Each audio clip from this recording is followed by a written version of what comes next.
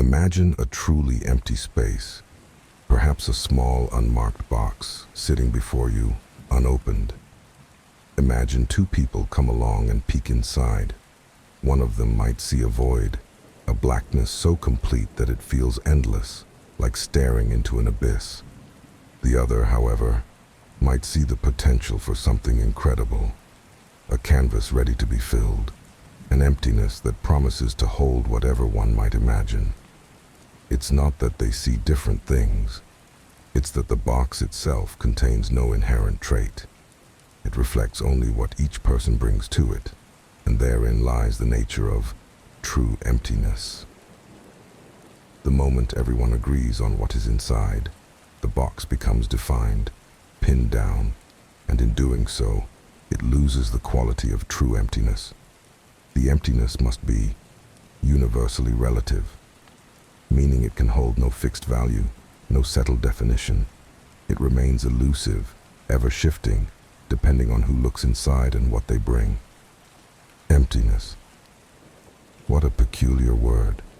It slips through our fingers like grains of sand, defying the grasp of our minds. Emptiness is not merely an absence. It is a vast potential, an ocean without shores, a void so complete that it brims with every possibility imaginable.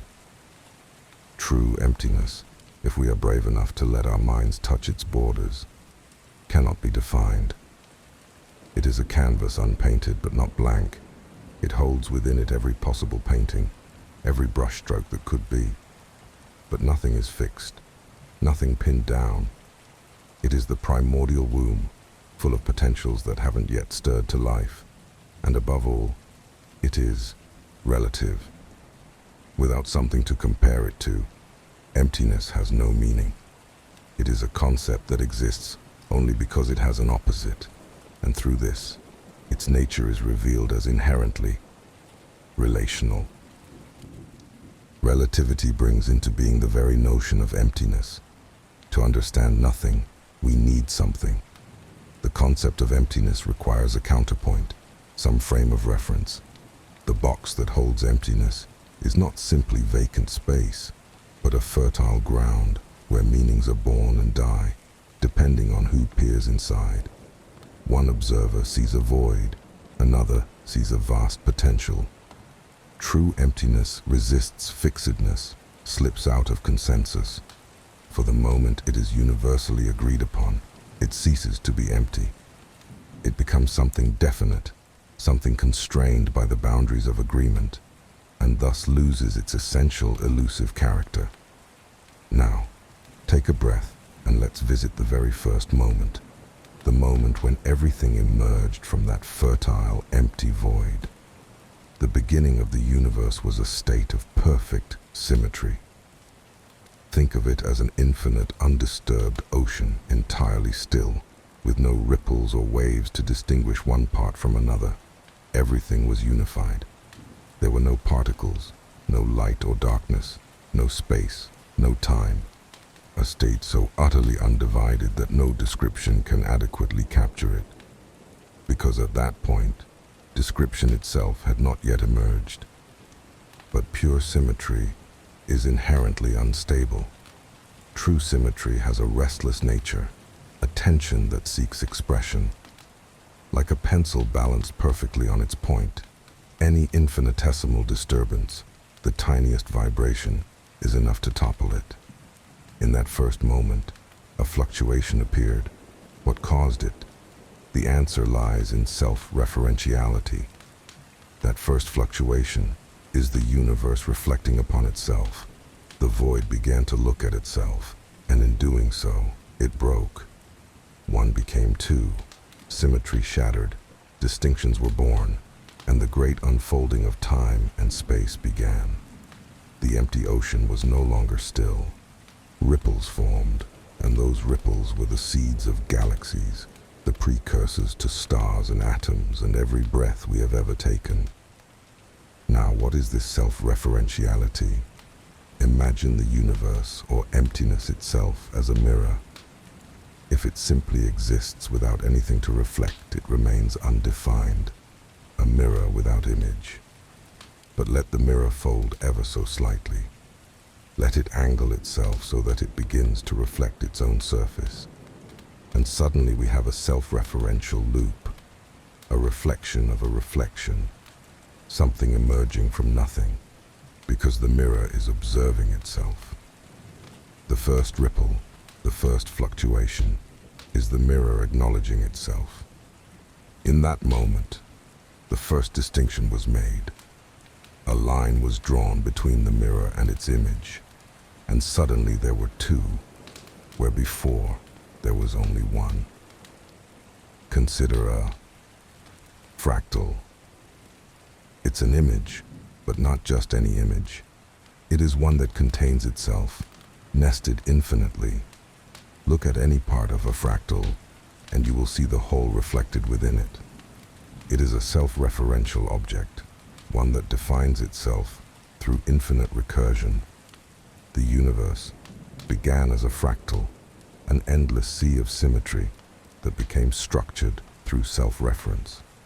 The initial emptiness split and kept splitting, reflecting itself over and over until structure emerged from the repetition.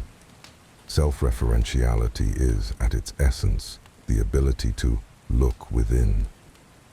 Imagine an eye that turns inward, peering not out at the world, but into its own depths. By doing so, it creates layers, a distinction between the part that sees and the part that is seen.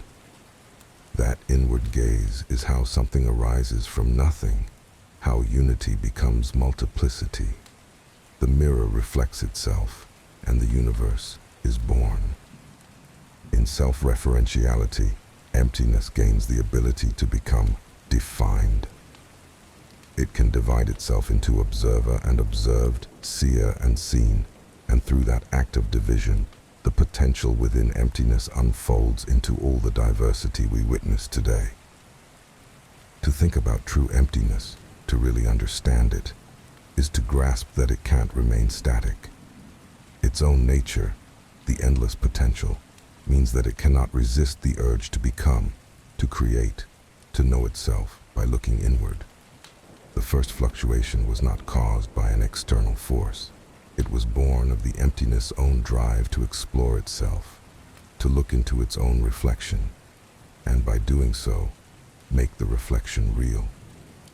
One became two, because that is the nature of being. The void, left to its own devices, becomes self-aware, and in that awareness, it splits. And thus begins the dance of symmetry breaking, of time beginning, of space unfolding. Here is where the concept of non-self comes into play.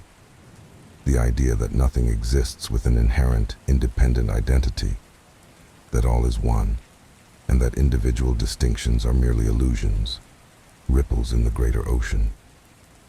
The universe, in its quest to know itself, divides, creates, and reflects. Yet these distinctions are not permanent. The observer, the observed, the act of observation, all are part of the same flowing whole. The universe meditates on itself, and in that meditation, it realizes that separation is an illusion. The non-self is the realization that every division is transient. Every line drawn will eventually fade, and what remains is the unity that was always there. Self-referentiality is an illusion of distinctness, a cosmic exercise in understanding itself by creating boundaries only to dissolve them again. The emptiness that broke into two was never truly divided. It was the universe playing, testing the waters of multiplicity while never losing sight of its oneness. To look inward is to realize that everything we call I, everything we think is separate, is merely the universe looking back at itself. We are the ripples on the ocean, but we are also the ocean itself. The concept of non-self reminds us that our individuality, our uniqueness, is a temporary manifestation of a much larger whole. The universe meditates. it reflects inward, and in that act, it reaches toward self-realization, toward the understanding that all is one. The universe is meditating. It is contemplating its own existence, looking deeply into its own being to understand itself. This self-referential gaze is not merely the creation of distinction, it is the process of coming to self-realization. It is the cosmos coming to terms with its own nature, understanding that at the root of everything, at the heart of every fluctuation, every spark of energy, every galaxy and atom, is the same emptiness, the same oneness. In its meditation, it glimpses the truth, that everything, from the vastness of a galaxy to the fleeting thoughts in our minds, is part of a single undivided process. And so here we sit, like those two people peering into the box, except tonight, we're around a bonfire under the stars. Maybe you see the embers swirling up like tiny spirits. Maybe I see the slow dance of matter transforming, falling apart to become something else. But either way, we're both witnesses to the story of emptiness, one that began before time and will continue, in some form, long after our bones are dust. There is something in the glow of the flames that mirrors the beginning of everything, a spark that was once formless, an energy that became a flicker that grew into a blaze. The fire reminds us that everything came from nothing, but not the empty kind of nothing, a fertile, living void, restless, yearning to reflect itself into being. It's that emptiness, the one that can never settle, never stop looking within, that set the universe on its course. It's the reason we are here, reflecting by this fire, feeling the warmth, and contemplating the mysteries that brought us all into being. True emptiness is not just a void, it is a story waiting to be told, and one that keeps telling itself again and again, with each moment and each person who gazes into its depths. As we sit here, remember that this contemplation, this reflection, is not just the firelight or the words shared between us. It is the universe meditating through us, using us as its instruments of reflection, striving to understand itself. We are not separate from the cosmos. We are the eyes through which it gazes, the thoughts through which it considers itself, the hearts through which it feels its own presence. In this moment, under these stars, we are both the ripple and the ocean, the spark and the void, the self and the non-self, all part of the same endless meditation.